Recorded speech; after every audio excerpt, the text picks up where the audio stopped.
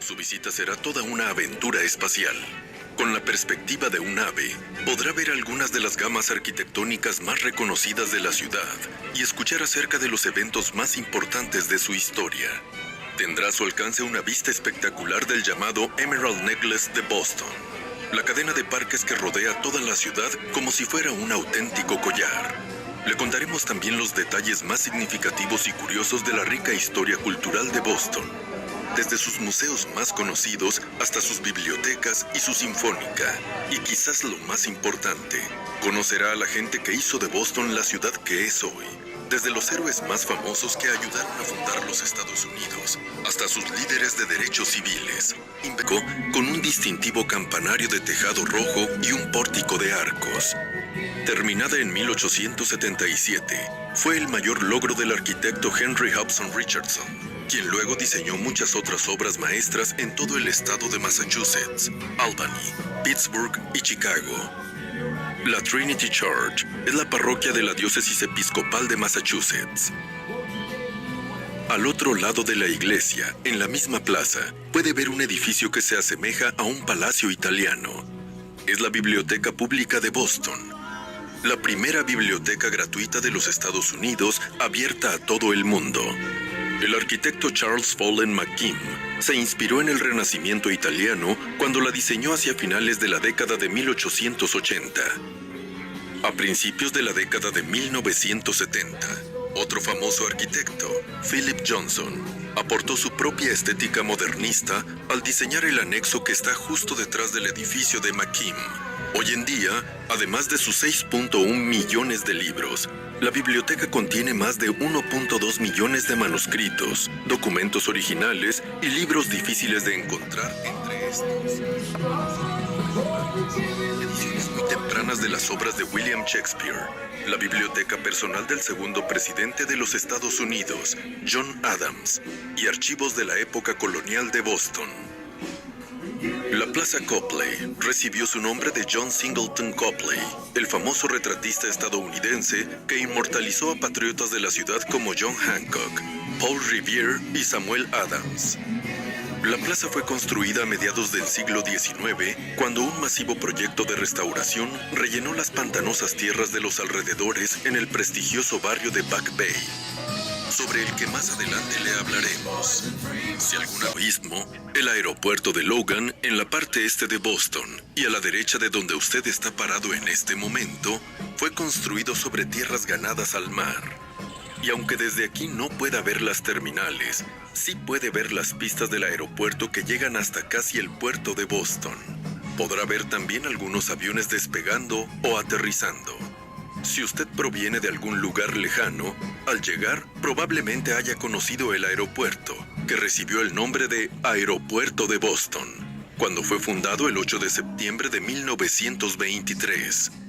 El 21 de junio de 1943 recibió el nuevo nombre de Aeropuerto Logan en memoria del famoso general Edward Lawrence Logan, veterano estadounidense de la Guerra Hispanoamericana de 1898 y la Primera Guerra Mundial. Logan, de profesión abogado, defendió los derechos de los veteranos de la guerra, aunque él mismo fuera un aviador.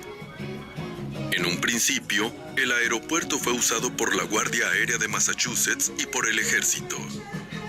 Los primeros vuelos comerciales entre Boston y Nueva York comenzaron en 1927. Después de la Segunda Guerra Mundial, Logan abrió sus pistas a los vuelos internacionales y desde entonces está en constante expansión. En la actualidad, hay vuelos que llegan de y salen a Canadá, México, Europa, Cabo Verde y las islas del Caribe, con alrededor de 25 millones de pasajeros anuales. Claro, podrá ver un grupo de islas en el horizonte.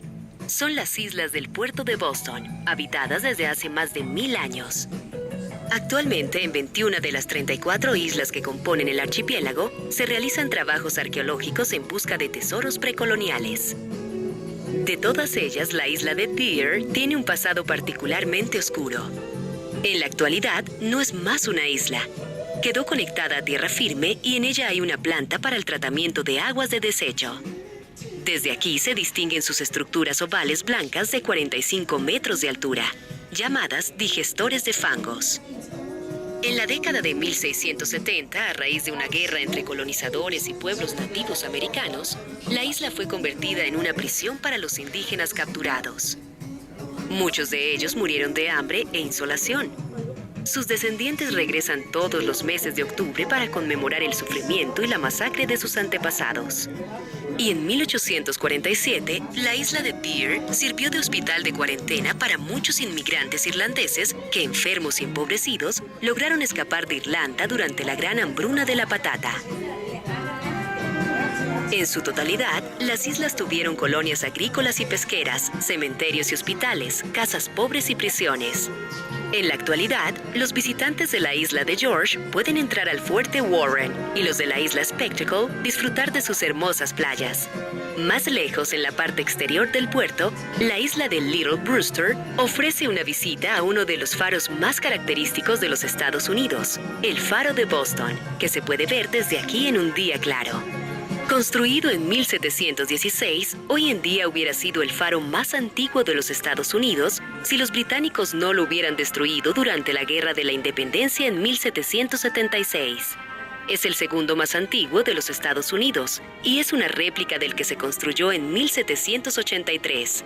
El más antiguo de los Estados Unidos es el de Sandy Hook en Nueva Jersey, construido en 1764. C, 8 years. D, 6 years. 5 seconds to answer.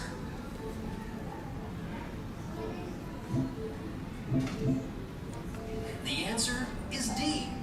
U.S. senators are elected for 6 years. Raise your hand if you also knew prior to 1913, senators were appointed by state legislatures. It was the 17th Amendment. Wanna be 2 in Rosa? You know your stuff. 10 points. Wanna be 1? Really? De la ciencia cristiana, hay un edificio de ladrillos con un tejado verde claro.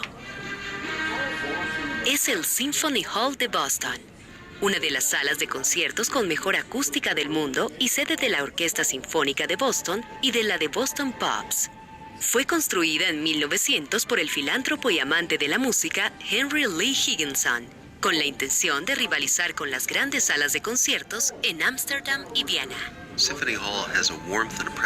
Symphony Hall tiene una calidez y una presencia que realmente le da a la audiencia la sensación de estar rodeado por la música. El director de la Orquesta Sinfónica de Boston y de la Boston Pops, Keith Lockhart. La música es una actividad visceral y excitante. Las salas que tienen el poder de transportar al espectador y hacerlo sentir como si estuviera en medio del escenario, en medio de la creación musical, son las más memorables. El Symphony Hall es probablemente una de las mejores salas en conseguir ese efecto, por lo menos de todas aquellas en las que yo dirigí una orquesta. Sus diseñadores se aseguraron de que esta estrecha y elevada caja acústica del Symphony Hall fuera creada como un templo para el sonido y no para deslumbrar.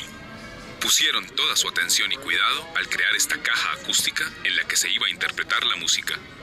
Tomaron los mejores elementos de las salas europeas que consideraban como las mejores del mundo, los midieron, los cuantificaron y después trataron de reproducirlos en esta sala. Evidentemente lo lograron. Y creían que esta magnífica sala era digna únicamente de un solo compositor. Por encima del escenario, en el centro, está inscrito bien grande el nombre de Beethoven. Era el único a quien el comité de fundadores consideró suficientemente magistral como para estar por encima del escenario del Symphony Hall. Si mira hacia afuera, podrá ver un gran espacio verde con grupos ondulantes llamado el Fence.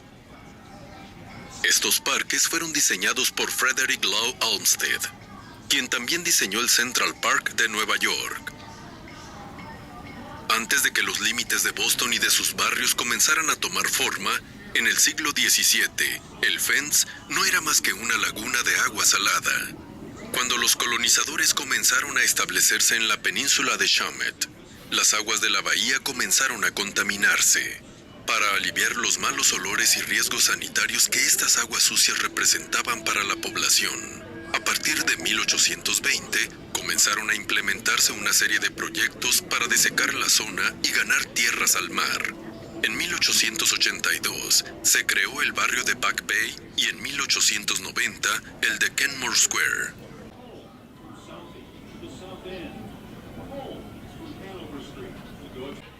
A la izquierda del fence hay un complejo de edificios históricos y modernos que en conjunto forman el Museo de Bellas Artes de Boston, uno de los más grandes e imponentes de los Estados Unidos. Es visitado anualmente por más de 1 millón de personas. Fue fundado en 1870 en un ornamentado edificio neogótico que se encuentra en Copley Square y fue trasladado en 1909 a su sede actual. El proyecto de expansión para este siglo combina la visión artística del renombrado arquitecto británico Lord Norman Foster con la misión de su director Malcolm Rogers de hacer que el arte sea para todos. The theme of my directorship has been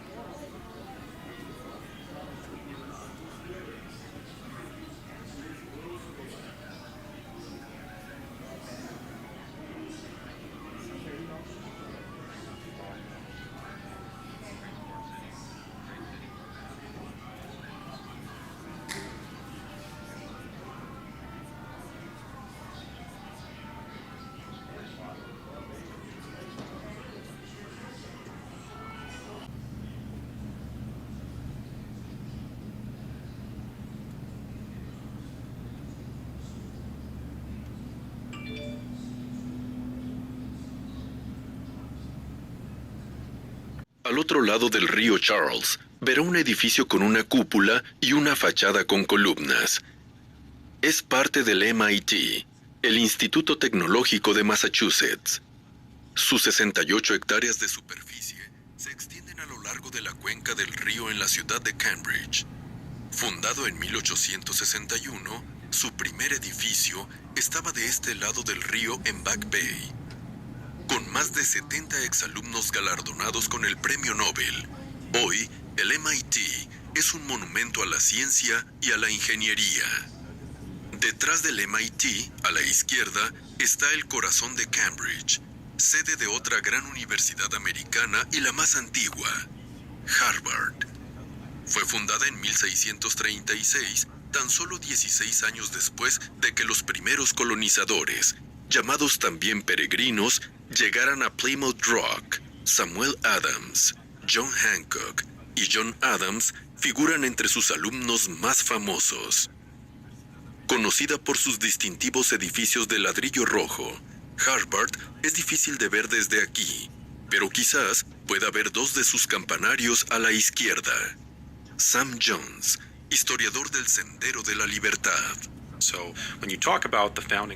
Cuando se habla de los padres fundadores de Boston, los principios que los guiaron y la creación de una nueva nación, no podemos dejar de mencionar la educación que recibieron en la Universidad de Harvard. Con una excepción digna de mención, Benjamin Franklin. Benjamin Franklin no estudió en Harvard, porque a pesar de que le llamen Dr. Franklin, y no hay duda de que fue un genio, nunca terminó la escuela secundaria. Abandonó los estudios en el 10º grado y no tuvo ninguna otra educación formal. No podemos decir lo mismo del 250.000 de universitarios que cada otoño regresa a Boston para estudiar en alguna de sus 60 universidades, institutos y academias. Para comprobarlo, solo tiene que intentar alquilar un camión de mudanza en septiembre.